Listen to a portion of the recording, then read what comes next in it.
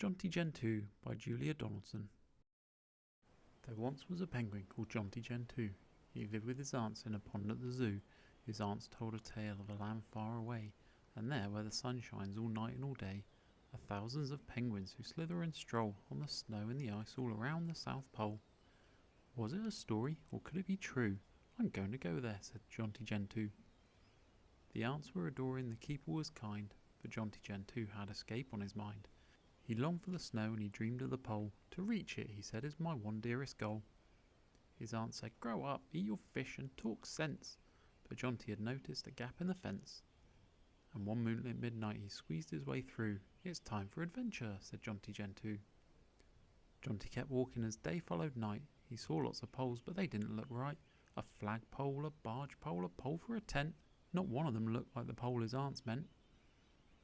Then, just as his feet felt as tired as could be, he came to a cliff and looked down at the sea. Bright and inviting, sparkling and blue, into the water dived Jonty Gentoo. He swam through the ocean for week after week, flapping his flippers and filling his beak with cuttlefish, jellyfish, codfish and krill, as the waters grew colder and then colder still. Till one snowy day, as he came up for air, he couldn't help feeling, I'm just about there. And a white frozen wilderness came into view.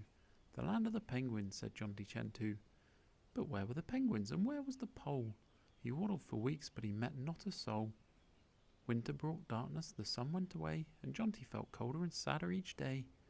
Matters grew worse when a huge bearded seal decided a penguin might make a good meal.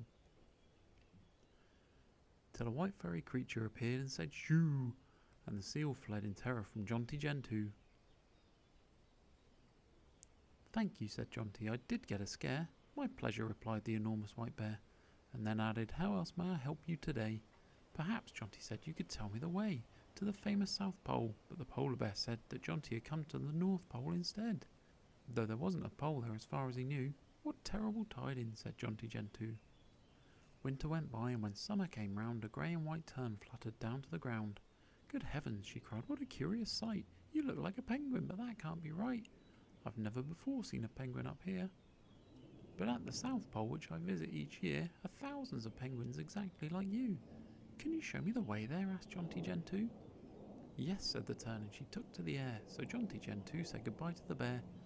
Then the bird in the sea and the bird in the sky, one diving deep while the other flew high, travelled together through sunshine and storm for mile after mile till the waters grew warm.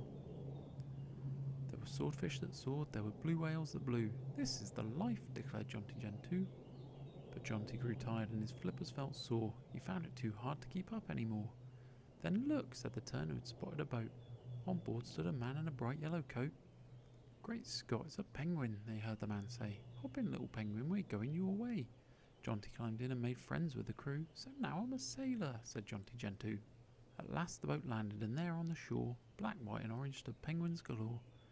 Emperor penguins, majestic and tall, Adelaide penguins, quite sweet but too small.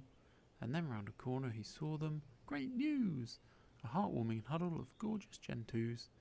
They trumpeted gladly, then stood in a queue, and took it in turns to say how do you do to brave and adventurous Jonty Gentoo. And half a year later the tern turned and flew back north to the bear, stopping off at the zoo to visit his aunts, who said ah, and then ooh, when the tern told the story of Jonty Gentoo.